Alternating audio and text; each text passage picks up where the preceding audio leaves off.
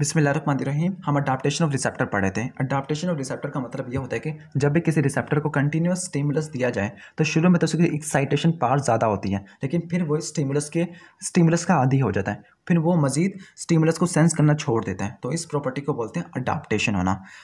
यानी जो कोई अगर हम मिसाल के तौर पर अगर हम कंटिन्यूस मैकेनो रिसेप्टर को दें हम टच वाला स्टिमुलस, तो वो शुरू में तो स्टिमुलस को सेंस करेगा, इससे एक्साइटेशन पावर काफ़ी ज़्यादा होगी, लेकिन फिर इसके जो एक्साइटेशन पावर की जो पीक होगी वो नीचे आना शुरू हो जाएगी। एक वक्त आएगा ऐसा आएगा कि वो इसको मज़ीद सेंस नहीं करेगा, हालांकि वो स्टिमुलस उसको दिया हुआ है। तो शर्त अडाप्टेशन ऑफ रिसेप्टर में ये है कि जो स्टिमुलस हो वो कंटिन्यूस हो और वो एक ही सेम इंटेंस का हो, तो ये अडाप्टेशन जब ही होगी। अगर हम स्टिमुलस को बार बार चेंज करते रहे, लेकिन कंटिन्यूसली देते रहे लेकिन चेंज करते रहे इसकी इंटेंसिटी को या फिर इसकी पोजीशन को, तब उसमें अडाप्टेशन नहीं होगी, बल्कि वो सेंस करता रहेगा। अगर हमारे पास 4 तरह के रिसेप्टर हो, हेयर रिसेप्टर हो, मसल स्पिंडल हो, जॉइंट कैप्सूल हो और पेक्सिडियन कॉर्पस हो, तो अगर हमने फैसला लगाना हो कि इसमें सबसे ज़्यादा जो फास्ट अडाप्टिंग कौन सा है और स्लो अडाप्टिंग कौन सा है, तो उसकी रेंज कुछ इस तरह से होगी। सबसे ज़्यादा जो फास्ट अडाप्टेशन वाले रिसेप्टर होते हैं ना वो पेक्सिडियन होते हैं, फिर इसके बाद होते हैं हेयर रिसेप्टर, फिर इसके बाद होते हैं मसल स्पिंडल्स और उसके बाद होते हैं जॉइंट कैप्सूल। तो इन चारों में सबसे ज़्यादा स्लो अडाप्टिंग होगी जॉइंट कैप्सूल, फिर मसल स्पिंडल, फिर हेयर रिसेप्टर, फिर पेक्सिडियन कॉर्पसूल। जो सबसे लॉन्गेस्ट टाइम मिलता है ना मैकेनो रिसेप्टर को अडाप्टेशन के लिए, वो होते हैं कैरोटिड और एओर्टिक बैरोरिसेप्टर। ये 2 रिसेप्टर ऐसे होते हैं कि ये काफ़ी बहुत ज़्यादा देर के बाद जाके अडाप्ट होते हैं, तकरीबन 2 दिनों के बाद जाके अडाप्ट होते हैं। और कुछ ऐसे रिसेप्टर भी होते हैं जो अडाप्ट होते ही नहीं है कम्प्लीटली। वो कौन से होते हैं? जो बैरोरिसेप्टर हो जाते हैं। अभी एग्जाम्पल दी, कभी कभार ऐसा होता है कि बैरोरिसेप्टर अडाप्ट होते ही नहीं है कम्प्लीटली, हालांकि 2 दिन थोड़ी बहुत अडाप्टेशन हो जाती है 2 दिनों में, लेकिन 100% अडाप्टेशन नहीं होती। दूसरा कीमो रिसेप्टर, ये भी अडाप्ट कभी नहीं होते बल्कि ये सेंस करते रहते हैं। तीसरा होगा पेन रिसेप्टर, ये भी अडाप्ट नहीं करते। अगर पेन रिसेप्टर अडाप्ट कर लेते हैं, इनकी अडाप्टेशन होती, तो अडाप्टेशन के नतीजे में फिर ये पेन हमें फील ही ना होता, हालांकि टिश्यू की डिस्ट्रक्शन हो रही है। और पेन का तो फ़ायदा यही होता है कि हमारे टिश्यू को वार्न करता है, हमारी बॉडी को वार्न करता है कि कोई भी चीज़ हमारी बॉडी के खिलाफ जा रही है, यानी टिश्यू की डिस्ट्रक्शन अभी तक हो रही है। जो अडाप्टेशन इसका मैकेनिज्म क्या होता है? इसका मैकेनिज्म डिफरेंट रिसेप्टर में डिफरेंट तरह का होता है। मिसाल के तौर पर फोटो रिसेप्टर में डिफरेंट होगा, मैकेनो में डिफरेंट होगा, कीमो में डिफरेंट होगा। हम सिर्फ फोटो और मैकेनो को देख लेते हैं। फोटो रिसेप्टर की एग्जांपल होती है रोड्स एंड कोन्स। रोड्स होते हैं नाइट विजन के लिए और कोन्स होते हैं डे विजन के लिए। जो रोड्स और कोन्स की हम अडाप्टेशन पढ़ेगी आई फिजियोलॉजी में, उसमें हम देखेंगे कि जो अडाप्टेशन कराने के लिए दो मैकेनिज्म होते हैं। एक तो पीपल के डायमीटर को चेंज करना, दूसरा होता है जो उनके फोटो सेंसिटिव पिगमेंट्स होते हैं, जैसे रोड्स के अंदर रोडोप्सिन होता है और कोन्स के अंदर कोन पिगमेंट होता है, तो इनके अमाउंट को कंट्रोल करना, इसकी वजह से अडाप्टेशन होती है। दूसरा है मैकेनो रिसेप्टर। मैकेनो रिसेप्टर में अगर हम पेक्सिडियन की बात करें तो पेक्सिडियन में अडाप्टेशन 2 तरह से होती है। एक होती है एक मैकेनिकल अडाप्टेशन, दूसरी होती है इलेक्ट्रिकल टाइप ऑफ अडाप्टेशन। जो मैकेनिकल अडाप्टेशन ये होती है कि अगर पेक्सिडियन का जो कनेक्टिव टिश्यू कोर होता है ना, उसके अंदर एक फ्लूइड होता है।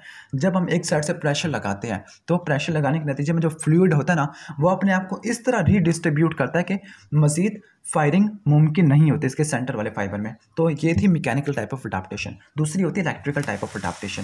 इलेक्ट्रिकल टाइप ऑफ अडाप्टेशन को हम एकोमोडेशन भी बोलते हैं। मिसाल के तौर पर अगर किसी भी रिसेप्टर को कंटिन्यूस लेवल के ऊपर हम क्या दे रहे हो, स्टिमुलस दे रहे हो, तो उसके जो सोडियम चैनल होते हैं जिन्होंने पॉजिटिविटी काज करानी है, जिन्होंने रिसेप्टर पोटेंशियल काज कराना है, तो वो सोडियम चैनल इनएक्टिवेट होते रहते हैं। ये रिसेप्टर की प्रॉपर्टीज़ होती है। ये हमने साइनेप्टिक फटीग के अंदर भी देखा था कि बाजू का ऐसा होता है कि कोई भी अगर कंटिन्यूस लेवल के ऊपर स्टिमुलस दिया जाए तो वो चैनल्स होते हैं, वो जो रिसेप्टर्स होते हैं चैनल रिसेप्टर्स, वो इनएक्टिवेट हो जाती हैं। इनएक्टिवेट हो जाएगी तो फिर वो अपना काम सही तरह नहीं कर पाएगी। जब अपना काम सही तरह नहीं कर पाएगी तो मजीद स्टिमुलस को सेंस करना मुमकिन ना होगा।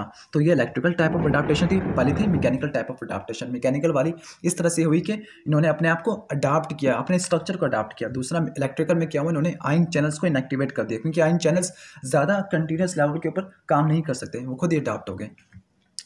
रिसेप्टर को 2 कैटेगरी में डिवाइड करते हैं on the basis of their adaptation property. कुछ ऐसे रिसेप्टर होते हैं जो काफ़ी ज़्यादा फास्ट अडाप्टेटिव होते हैं, यानी जो रिसेप्टर जिनकी अडाप्टेशन बहुत जल्दी हो जाती है, और इनको बोले कि हम फेजिक रिसेप्टर। ऐसे रिसेप्टर जिनकी जो अडाप्टेशन काफ़ी ज़्यादा स्लो होती है उनको बोलेंगे टोनिक रिसेप्टर। तो टोनिक रिसेप्टर और फेजिक रिसेप्टर में डिफरेंस होगा इनकी अडाप्टेशन का। टोनिक रिसेप्टर में अडाप्टेशन काफ़ी स्लो होगी और फेजिक रिसेप्टर में अडाप्टेशन काफ़ी ज़्यादा रैपिड होगी। अब टोनिक रिसेप्टर में और दूसरी क्या प्रॉपर्टी होगी? टोनिक रिसेप्टर, टोन हमने सुना था कि ये मसल के अंदर एक प्रॉपर्टी होती है जिसकी वजह से इनमें कंटिन्यूस स्ट्रेच रहता है। तो यहाँ पे टोनिक का भी यही कॉन्सेप्ट आएगा कि टोनिक वाले जब तक स्टिमुलस लगा रहेगा उस वक्त तक स्टिमुलेट हुए रहेंगे। लेकिन जो फिजिक वाले होंगे ना, शुरू में तो वो एक्टिवेट रहेंगे, लेकिन बाद में वो क्या कर जाएंगे, अडाप्ट कर जाएगा, क्योंकि इनकी अडाप्टेशन पावर काफ़ी ज़्यादा होती है। तो इनकी स्टिमुलेशन की बात करें तो टॉनिक वाले हमेशा ही रहेंगे जब तक स्टिमुलस दिया गया, लेकिन फिजिक वाले जब ही रहेंगे जब स्टिमुलस शुरू में दिया गया। तीसरा, टॉनिक रिसेप्टर का फंक्शन क्या होता है? टॉनिक रिसेप्टर का फंक्शन ये होता है कि सीएनएस को कंटिन्यूअस सिग्नल दे रहे होते हैं, कंटिन्यूअस कि लगातार 24 घंटे 24/7, यानी पूरा सिग्नल दे रहे होते हैं कंटिन्यूअस लेवल के ऊपर। लेकिन जो फिजिक रिसेप्टर होते हैं कंटिन्यूअस नहीं दे रहे होते, वो सिर्फ चेंजिंग स्टिमुलस दे रहे होते हैं, यानी ऐसा स्टिमुलस जो सिर्फ चेंज हो रहा हो। कंटिन्यूअस लेवल वाले स्टिमुलस को सेंस नहीं करते ये वाले फिजिक रिसेप्टर। टॉनिक रिसेप्टर इनका प्रेडिक्टिव रोल नहीं होता, जबकि फिजिक रिसेप्टर का प्रेडिक्टिव रोल होता है। अभी ये प्रेडिक्टिव रोल कौन सा होता है, ये अभी नेक्स्ट पैराग्राफ में आएगा। इनके एग्जांपल ले लेते हैं। टॉनिक रिसेप्टर की एग्जांपल होगी मसल स्पिंडल होगी, गोल्जी टेंडन ऑर्गन होगी, मर्कल सेल्स होगी, बैरो रिसेप्टर्स होगी, रोफिन आई एंडिंग होगी, कीमो रिसेप्टर होगी। जो फिजिक रिसेप्टर है जिनको मूवमेंट रिसेप्टर भी बोलते हैं, इनकी एग्जांपल होगी पैक्सीरियन कॉर्पसल, मीजनल कॉर्पसल, और हेयर में भी रिसेप्टर्स होते हैं, एक कान के अंदर मैक्यूलर रिसेप्टर्स, जिन्होंने आगे सेंस करना होता है, इक्विलिब्रियम को मेंटेन करना होता है।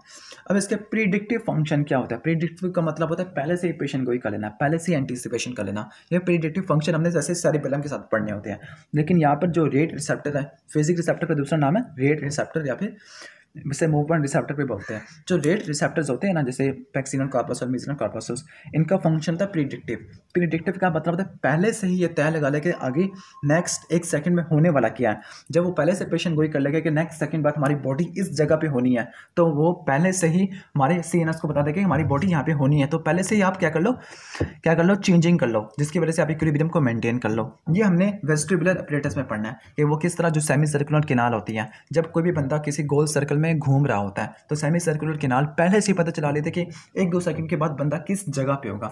जब वो पहले से पता चला लेता है तो फिर सीएनएस पहले से ही एडजस्टमेंट कर लेता है, अपने मसल्स की कॉन्ट्रैक्शन कराता है, ताकि वो इक्विलिब्रियम को मेंटेन कर सके, बैलेंस को मेंटेन कर सके, पोस्चर को मेंटेन कर सके, ताकि प्रॉपर मोशन हो सके।